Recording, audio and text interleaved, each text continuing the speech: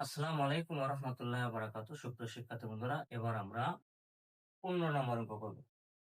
15 নম্বর অঙ্ক আমাদের দেওয়া আছে 3y + 1 / 5 = 3y - 7 / 3। তাহলে এটাকে আমরা কি করব? ডাইরেক্ট আগে বজ্রগুণ করে দেব। অর্থাৎ লব আর হর আর লব আমরা কি করে দেব? গুণ করে দেব। তাহলে আমরা গুণ যদি গুণ তাহলে 3 3y + 1 = 5 3y - 7। এখন আমরা গুণ করে দেব। বা ৩ দিয়ে ৩ গুণ করলে কত হবে?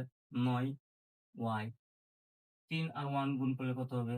+3 ইকুয়াল 5 দিয়ে যদি 3 গুণ করে তাহলে কত হবে? ৩ ৫ ১৫।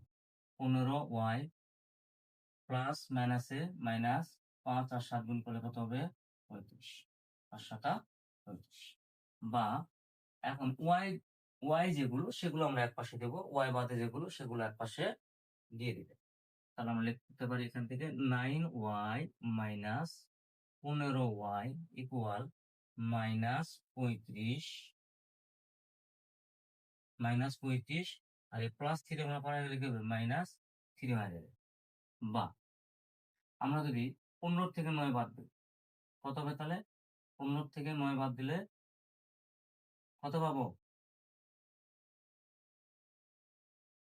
6 -6 হয়।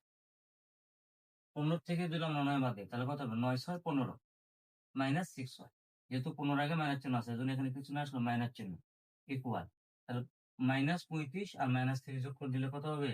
-38 -38। তাহলে উভয় পাশে দেখো সমান চিহ্নের উভয় পাশে মাইনাস চিহ্ন। তাহলে মাইনাস চিহ্নটা কি হয়ে যাবে? কেটে যাবে।